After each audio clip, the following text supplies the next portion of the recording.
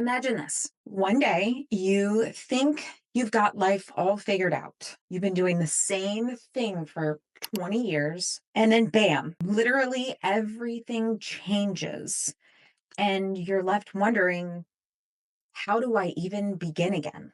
Starting over isn't just a restart, it's a chance to build and rebuild yourself even stronger.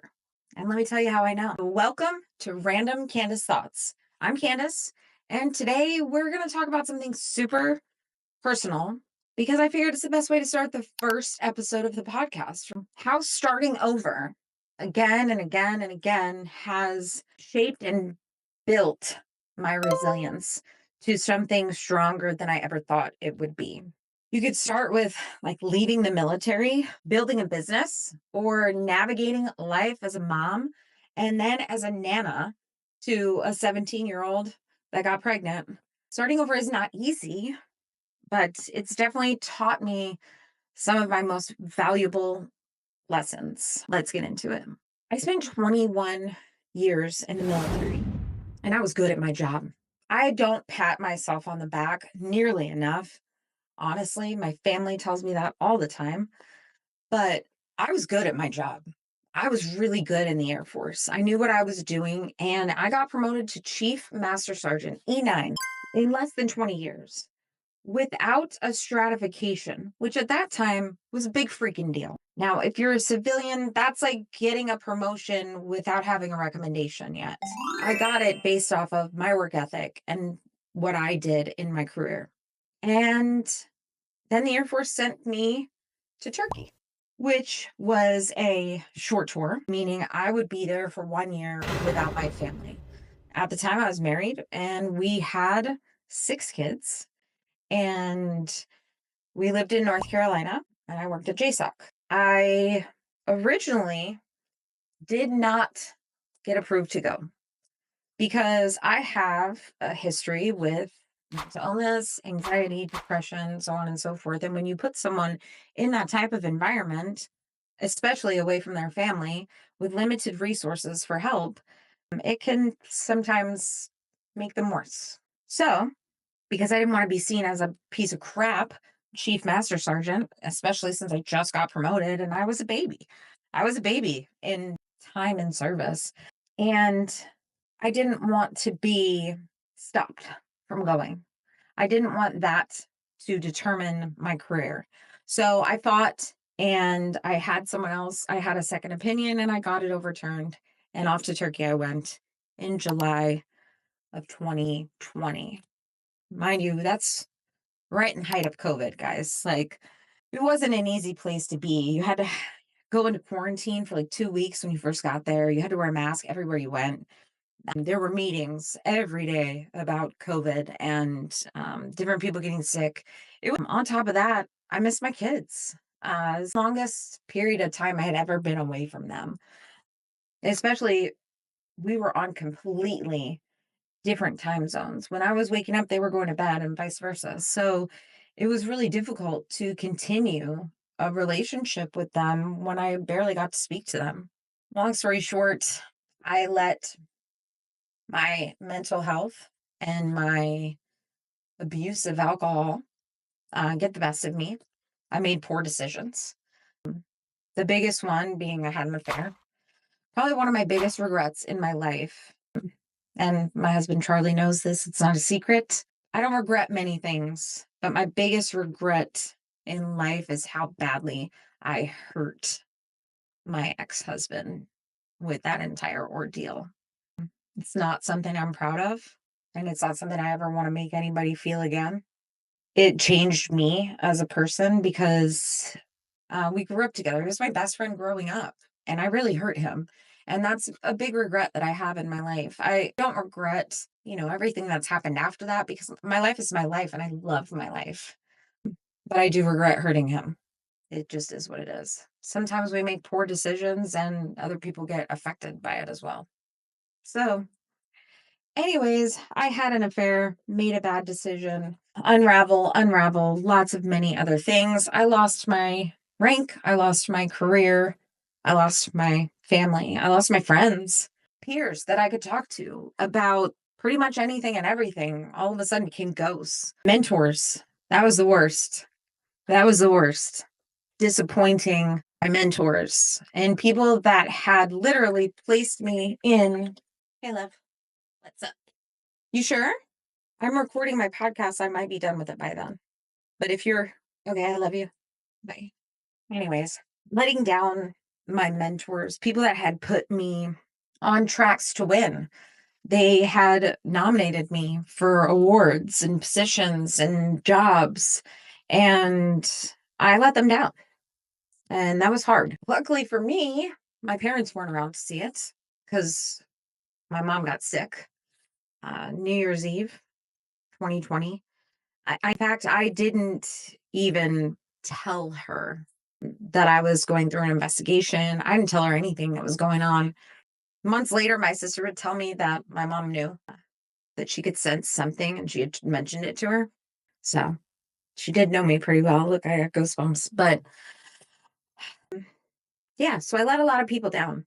And when I came back from that, my life was completely different. A career that I had literally built my entire life around, my family had built their life around, was all of a sudden was gone. And I was making my own decisions and trying to figure out where we were going to go and what we were going to do. I was scared. I was real scared. But I knew that I didn't want to be responsible to someone else. I didn't want to have to answer to anybody. That was a hard transition. That was a hard transition. After I lost my mom in January of 21, she passed away about 11 days after she got diagnosed positive with COVID. 11 days. I did not leave Turkey. I made a decision to stay there because I was undergoing investigation. I was finding myself in some hot water. My mom passed away. A week later, I was fired from my job and pretty much ostracized from everyone that I could have been in contact with while I was there. And I stayed in my house. I went to the gym and I went to my house and I drank and I drank and I drank a lot every day. And then in February, I tried to, in February, I tried to take my life and failed, luckily, right? The pain of losing my mom, I think, was my final mental health break while I was there. I got through it. I woke up the next day and I got through it. And then I just realized that it wasn't my time and I needed to get home to my kids. And then that became my goal. And eventually I did. One viral TikTok happened when I got home. And that's when I decided that I could do this. I wanted to create content. It would be fun. And that's a whole nother path, right?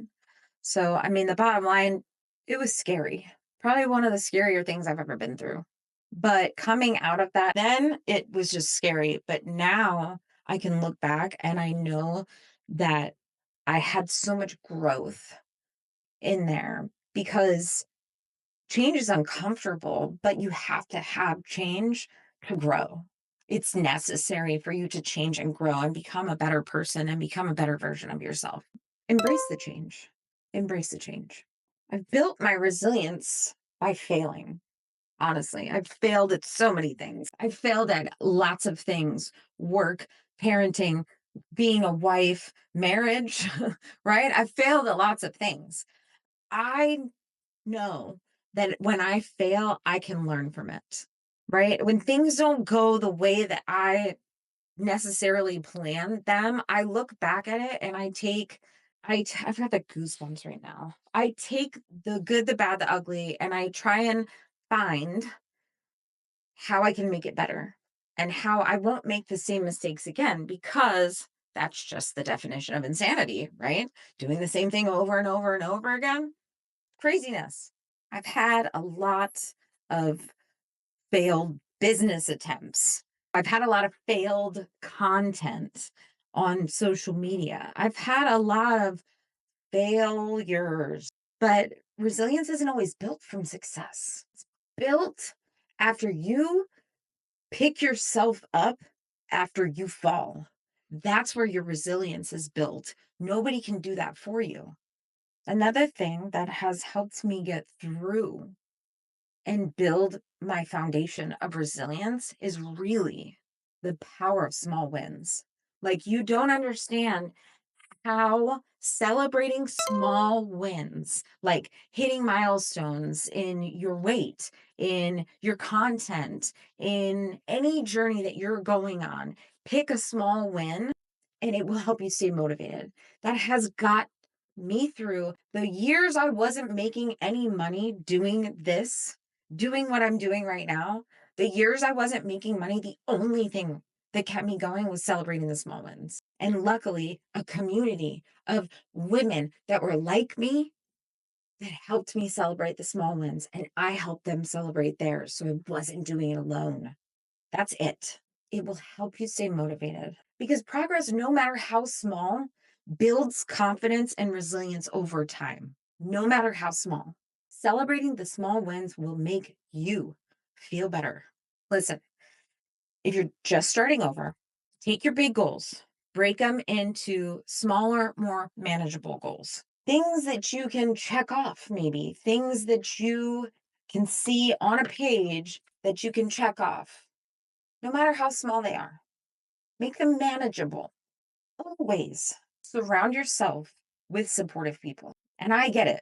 Not everybody is going to have the rock star support of their partner or the cheerleaders from their kids or their friends or their family. Not everybody is going to have that, and that's okay. You have to surround yourself with some type of supportive people.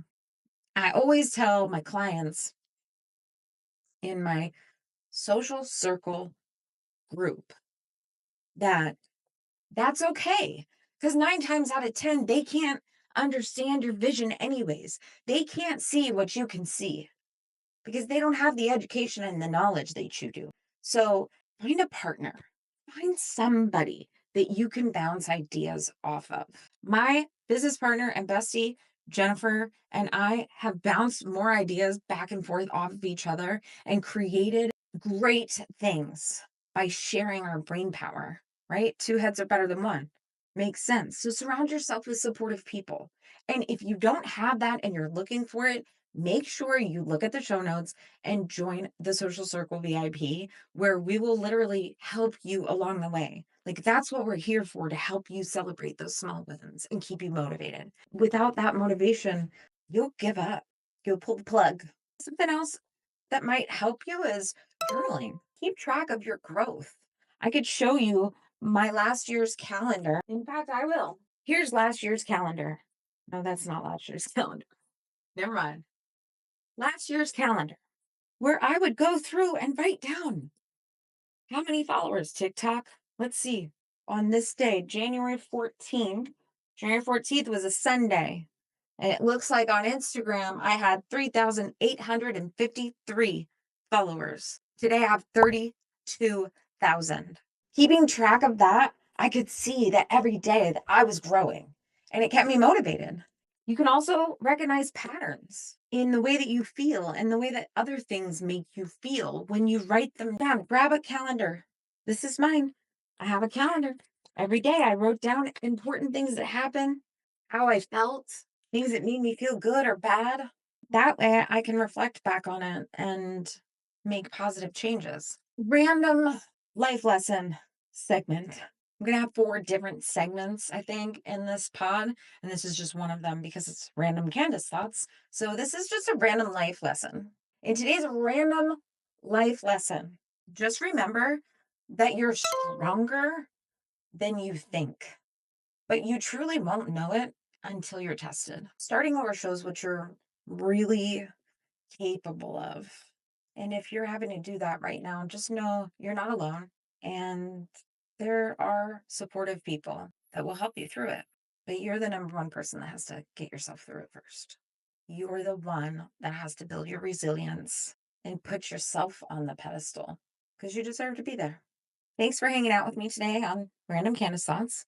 And if you're in the middle of your own fresh start, I am cheering you on. New episodes are going to drop every week. So let's just keep on building that resilience together. My name's Candace, and this has been Random Candace Thoughts. Welcome to Random Candace Thoughts. I'm Candace, mom, nana, content creator, and your favorite Florida chick with a million ideas. Here we chat about everything from mindset to making money online with a sprinkle of random life lessons.